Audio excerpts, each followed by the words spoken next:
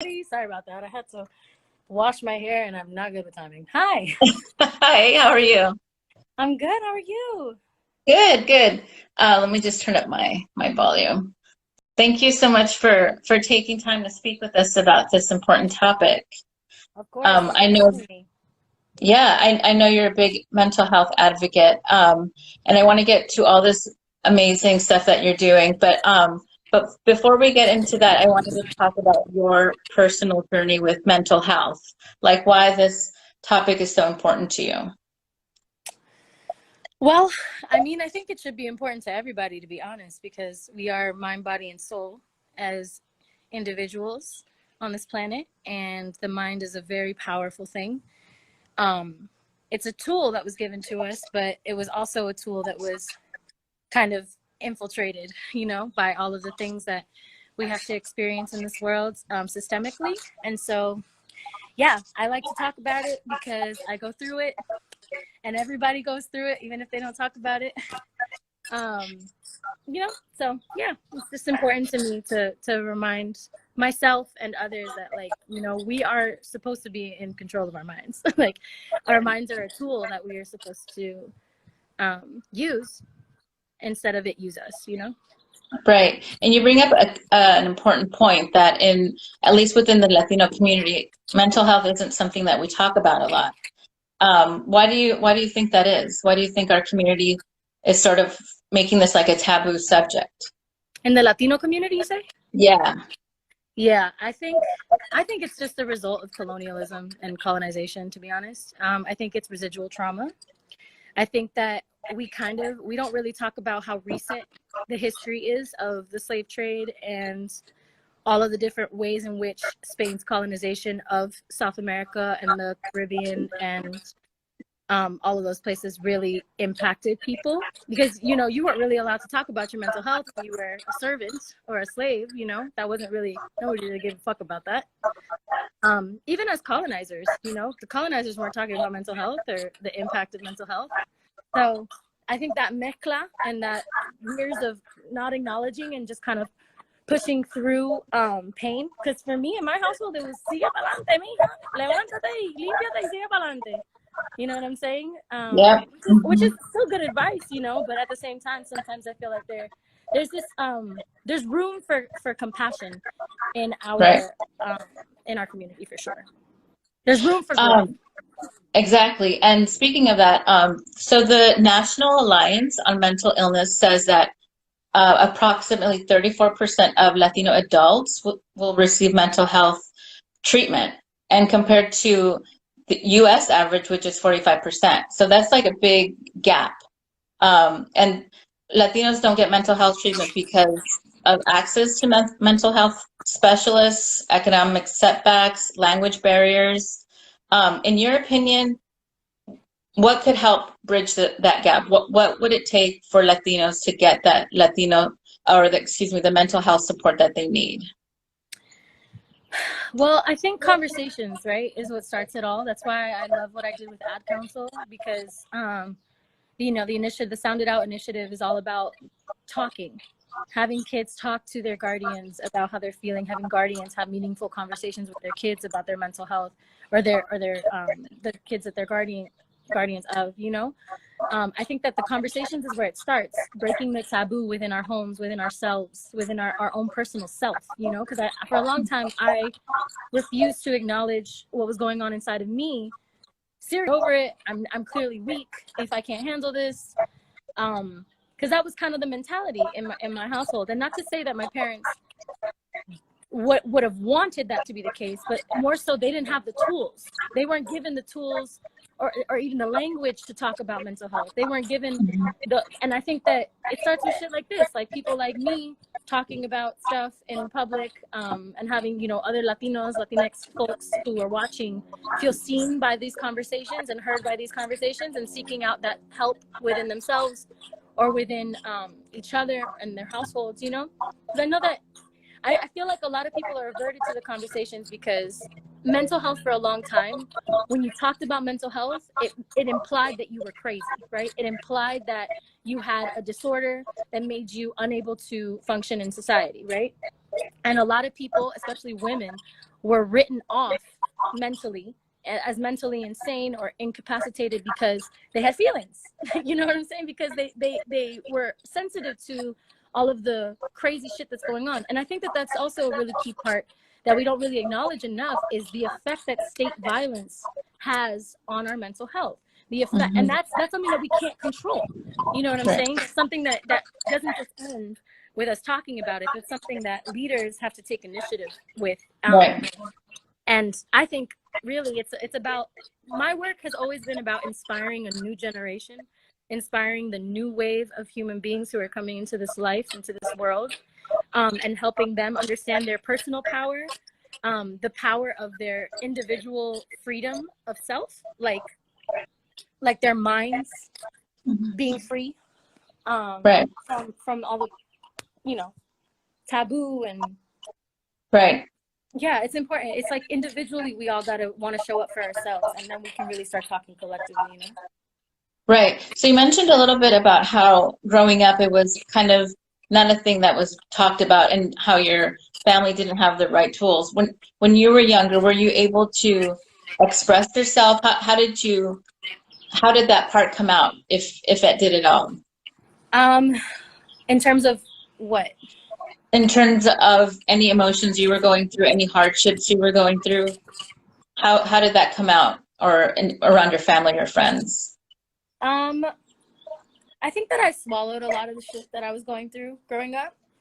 I remember asking one time to go see a therapist, and my mom just kind of being, and this is not a diss to my mom in any kind of way, because she didn't have the tools. This was not something that she understood. This was not something that she had at her disposal to understand, you know? So, but she was just kind of like, you're okay. It's just a breakup, you know, you'll heal, you know? And I think that that's kind of the way we all look at it. You know, you'll heal, you'll be okay. And it's like, yeah, we will. But I think sometimes there has to be space to talk. And luckily, my mom always made a space for me to talk with her. So, like, I was always able to talk through my shit. Not always, but sometimes, you know, because sometimes I just wouldn't talk because I just felt ashamed, or I felt whatever it was that I was feeling about the feelings that I had.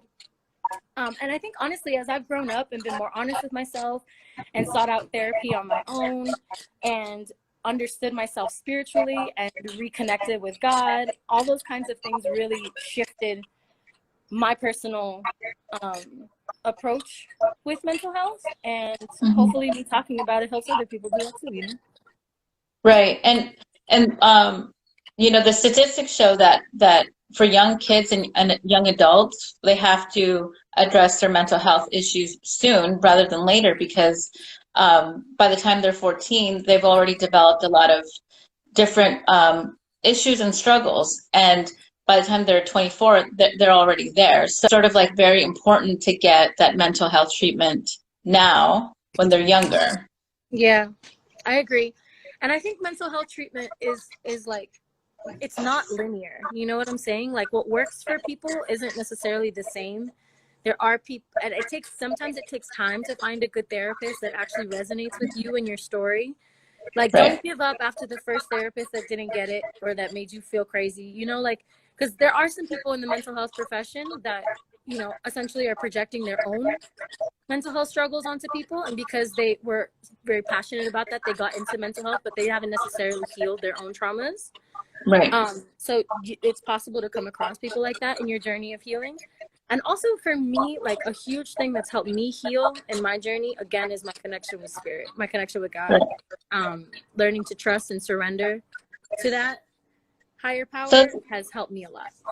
That's a good point. So when you, like, for your fans and everyone listening, what do you have, like, a guideline of, like, things to look out for when you're looking for a mental health specialist? Are there criteria that they need to have in order for you to make a connection with them? I don't know if I'm an expert on that, to be honest, because I haven't found someone like that yet. Okay.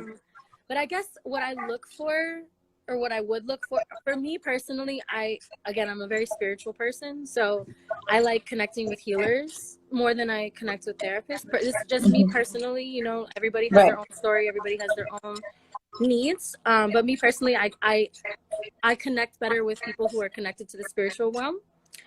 So a lot of my healing has come from that and understanding of that. Prayer, meditation has helped me a lot. Like meditation is a key element to my mental health. Because for me, and I never used to be able to meditate. So like I understand It's hard. and resonate with noisy Yeah. minds. Like a loud mind is 100% something that I've dealt with my whole life. So, but the practice of meditating, even if I can commit 2 minutes that day or 5 minutes that day, just taking the intentional time and space to quiet my mind and to kind of recalibrate myself as the observer of this life instead of the receiver of this life, that really helps me a lot with compartmentalizing. And then it kind of just clears my mind for the rest of the day. You know what I mean? Like the rest of the day I'm able to observe instead of just react. Right.